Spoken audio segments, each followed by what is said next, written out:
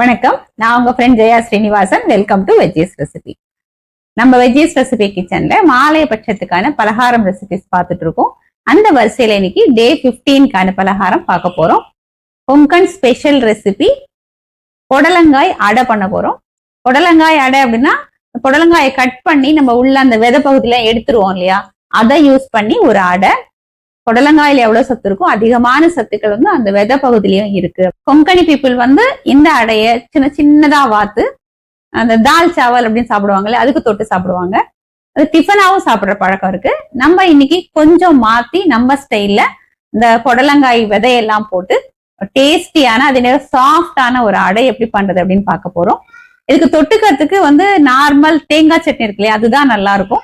ஏன்னா இதுல கொஞ்சம் நம்ம வந்து வறுத்து அரைச்செல்லாம் போட போறதுனால வேற எந்த சட்னியும் அந்த அளவுக்கு சூட் ஆகாது. இல்ல வெண்ணெய் வெள்ளத்தோடய நம்ம சாப்பிடலாம். ஃபர்ஸ்ட் டைம் சேனலை பாக்குறீங்கன்னா ப்ளீஸ் சப்ஸ்கிரைப் பண்ணுங்க. பெல் ஐக்கானை கிளிக் பண்ணி ஆல் ஆப்ஷன் கொடுத்துட்டீங்கன்னா நான் போடக்கூடிய எல்லா வீடியோஸும் குவிக்கா வந்து உங்களுக்கு ரீச் ஆகும்.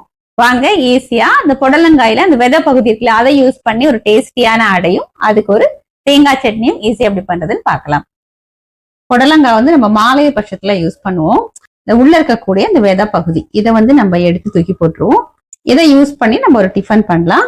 இது இந்த மாதிரி கட் பண்ணிக்கிட்டு ஸ்பூன் வச்சு இப்படி எடுத்தோம்னு வச்சுக்கோங்களேன், சென்டர் போர்ஷன் வந்து ஈஸியா வந்துடும். இல்லை நம்ம கத்தியாலையும் நம்ம எடுத்துக்கலாம். இது கொஞ்சம் நல்லா பிஞ்சா இருக்கணும், விதை வந்து முத்தலா இருக்கக்கூடாது. இது போல கிளீன் பண்ணி ஒரு பவுல்ல எடுத்துக்கலாம். இதுல இருக்கிற விதை பாத்தீங்கன்னா நல்லா சாஃப்டா இருக்கணும். பாருங்க, இந்த மாதிரி இருக்கணும். முத்தலா இருந்தா நம்ம யூஸ் பண்ண முடியாது. இது போல நம்ம எல்லாத்தையும் எடுத்துப்போம். ரொம்ப ஈஸியா எடுக்கிறதுக்கு வந்துடும். பாருங்க, இது போல ஒரு 1/4 கிலோ புடலங்காயில இருந்து உள்ள இருக்கிற அந்த விதை பகுதியை நான் எடுத்து ஒரு பவுல்ல வச்சிருக்கேன். இது வந்து நம்ம எப்பயும் போல சமையலுக்கு இந்த புடலங்காய் யூஸ் பண்ணிக்கலாம்.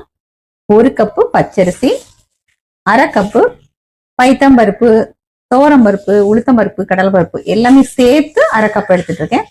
வெறும் துவரம்பருப்பு 1/2 கப்பும் எடுத்துக்கலாம், இல்ல வெறும் பைத்தம்பருப்பு 1/2 கப்பு கூட நம்ம எடுத்துக்கலாம். இது ரெண்டையும் சேர்த்து நல்லா வாஷ் பண்ணிட்டு 2 மணி நேரம் ஊற வச்சுக்கலாம். பருப்பு பாருங்க நல்லா ஊறிருக்கு. நான் வந்து பைத்தம்பருப்பும் துவரம்பருப்பும் அதிகமா எடுத்துட்டு இருக்கேன். உளுத்தம்பருப்பும் கடலைப்பருப்பும் 1 டீஸ்பூன் மட்டும் எடுத்துட்டு இருக்கேன். ஸ்டவ்ல ஒரு பேன் வச்சுட்டு 1 டீஸ்பூன் எண்ணெய் சேர்த்துப்போம். எண்ணெய் சூடானது 1 டேபிள் ஸ்பூன் உளுத்தம்பருப்பு, 4 காஞ்ச மிளகாய். இந்த பருப்பு நல்லா செவந்து வர்ற வரைக்கும் வறுத்துக்கலாம். மிளகாய் வந்து அவங்கவுங்க காரத்துக்கு தகுந்த மாதிரி நம்ம சேர்த்துக்கலாம். பருப்பு லேசா செவந்து வரும்போது 1 டேபிள் ஸ்பூன் மல்லி எல்லாத்தையும் சேர்த்து நல்லா வறுத்துப்போம். உளுத்தம்பருப்பு, மிளகாய், மல்லி எல்லாமே நல்லா வறுபட்டாச்சு. இல்லை 1/2 டீஸ்பூன் ஜீரகம். ஸ்டவ் ஆஃப் பண்ணிட்டு இந்த சூட்லயே வந்து ஜீரகத்தை வறுத்துக்கலாம். இது கொஞ்சம் சூடு ஆறட்டும், அதுக்கப்புறம் பார்ப்போம். நம்ம வறுத்த பருப்பு, மிளகாய், மல்லி எல்லாமே நல்லா சூடு ஆறியாச்சு. இதை மிக்ஸி ஜார்ல சேர்த்துக்கலாம். இந்த புடலங்காயில இருந்து இந்த விதையெல்லாம் நம்ம எடுத்து வச்சிருக்கோம் இல்லையா, இதை சேர்த்துடலாம். தேவையான அளவு உப்பு, 1/4 டீஸ்பூன் பெருங்காயம், 1/4 டீஸ்பூன் மஞ்சப்பொடி, கொஞ்சம் கருவேப்பிலை, 1 இன்ச்சு இஞ்சியை ரஃபா சாப் பண்ணி சேர்த்துக்கலாம். 4 டேபிள் ஸ்பூன் தேங்காய் துருவல். அரிசி எடுத்தோம் இல்லையா 1 கப், அதே கப்ல 1 கப் எடுத்துட்டு இருக்கேன். நம்ம ஊற வச்ச அரிசி பருப்பு சேர்த்துக்கலாம். தேவையான அளவு தண்ணி சேர்த்து நம்ம அடை மாவு மாதிரி அரைச்சி எடுத்துக்கணும். மாவு பாருங்க, இது போல அரைச்சாச்சு.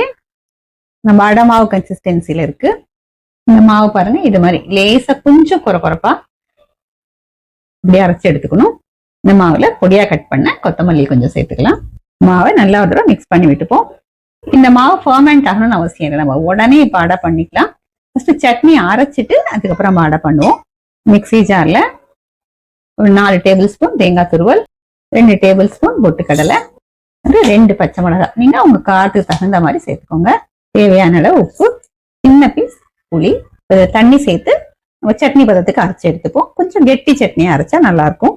சட்னியை அரைச்சி இந்த பவுல்ல எடுத்துட்டு இருக்கேன். 2 டீஸ்பூன் எண்ணெயில 1/2 டீஸ்பூன் கடுகு, 1/2 டீஸ்பூன் உளுத்தம்பருப்பு, கொஞ்சம் கருவேப்பிலை, கொஞ்சம் பெருங்காயம் சேர்த்திருக்கேன். இந்த புடலங்காய் அடைக்கு வந்து இந்த மாதிரி சிம்பிளா அந்த தேங்காய் சட்னி தான் வந்து நல்லா டேஸ்டா இருக்கும். சட்னி ரெடி ஆயாச்சு. இப்ப வாங்க நம்ம அடை பண்ணிடலாம். கல்லு சூடாயாச்சு, அடை பண்ணிக்கலாம். அடை எப்பவுமே வந்து சின்ன சின்னதா தான் பண்ணுவோம், ரொம்ப பெருசா தோசை அளவுக்கு நம்ம பண்றது இல்லை. இந்த சைஸ் இருக்கட்டும். சுத்தி எண்ணெய் விட்டுக்கலாம். ஒரு சைடு நல்லா வெந்ததுக்கு அப்புறம் திருப்பி போட்டுக்கலாம்.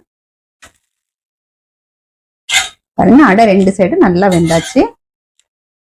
இப்போ நம்ம சர்விங் பிளேட்ல எடுத்துக்கலாம். இந்த அடை வந்து நல்லா சாஃப்டா இருக்கும், சாப்பிட்றதுக்கு நல்லா டேஸ்டாவும் இருக்கும். இதே மாதிரி நமக்கு தேவையான அளவுக்கு நம்ம பண்ணி எடுத்துப்போம். குயிக்காகவும் ஈஸியாகவும் டேஸ்டியான அதே நேரம் ஹெல்த்தியான ஒரு அடையும் அதுக்கு தேங்காய் சட்னியும் நம்ம ரெடி பண்ணிட்டோம். இப்ப இந்த புடலங்காய் அடை இந்த தேங்காய் சட்னியோட நம்ம டேஸ்ட் பண்ணி பார்த்துடலாம். இந்த அடை வந்து ரொம்ப சாஃப்டா இருக்கும், பெரியவங்களுக்கு கூட சாப்பிட்றதுக்கு நல்லா இருக்கும். பொதுவா அடைன்னா கொஞ்சம் ரொம்ப கிறிஸ்பியா, சூடு ஆறினா கொஞ்சம் கெட்டியா அப்படி ஆயிடும் இல்லையா, அந்த மாதிரி இருக்காது. சூடு ஆறினா நல்லா சாஃப்டா இருக்கும். செம்ம டேஸ்டா இருக்கு, நல்லா சாஃப்டா இருக்கு. நம்ம வறுத்து போட்டோம் இல்லையா உளுத்தம்பருப்பு, மல்லி, மிளகாவத்தெல்லாம், அதோட ஃபிளேவர் அதோட டேஸ்ட் வந்து ரொம்ப நல்லா இருக்கு, வித்தியாசமா இருக்கு. இந்த புடலங்காயோட டேஸ்டும் ஃபிளேவரும் வந்து லேசா தெரியுது. எப்பயும் நம்ம புடலங்காயில கூட்டு கறி எல்லாம் பண்ணும்போது இந்த உள்ள இருக்கிற பகுதியை எடுத்து நம்ம தூக்கி போட்டுருவோம். அந்த மாதிரி பண்ணாம இதை போல டேஸ்டி அண்ட் ஹெல்த்தியான நம்ம அடை பண்ணிக்கலாம். இந்த புடலங்காய் இந்த உள்ள இருக்கிற பகுதியை வந்து குடல் அப்படின்னு தான் எல்லாரும் சொல்லுவாங்க. ஆனா அது கேட்கறதுக்கு ஒரு மாதிரியா இருக்கு அப்படிங்கறனால நான் அந்த விதை பகுதி அப்படின்னு நான் சொல்லிட்டு இருக்கேன். அதை யூஸ் பண்ணி நம்ம சட்னி கூட அரைக்கலாம், அதுவும் ரொம்ப நல்லா இருக்கும். அது டிஃபன் தொட்டுக்கிறதுக்கும் நல்லா இருக்கும், சாதத்துக்கு பசிச்சுக்கிறதுக்கும் நல்லா இருக்கும். அந்த வீடியோ ஆல்ரெடி வந்து நம்ம சேனல்ல இருக்கு, நீங்க பாருங்க. அதுவும் டேஸ்டா இருக்கும், நல்ல டிஃபரெண்டான டேஸ்ட் பிளேவர்ல. அதே நேரம் வந்து நம்ம புடலங்காய் இப்ப மாலை பட்சத்துல கண்டிப்பா வாங்குவோம், அதுல இருக்கிற அந்த விதை பகுதியை வேஸ்டும் பண்ணாம இந்த மாதிரி ஹெல்த்தியான அடை பண்ணி சாப்பிடலாம். இதே மாதிரி இதே மெத்தட்ல இதே அளவுகளோட நீங்க ட்ரை பண்ணி பாருங்க, கண்டிப்பா சூப்பரா இருக்கும், எல்லாருக்குமே ரொம்ப பிடிக்கும். ட்ரை பண்ணி பார்த்துட்டு எப்படி வந்ததுன்னு கமெண்ட்ல சொல்லுங்க.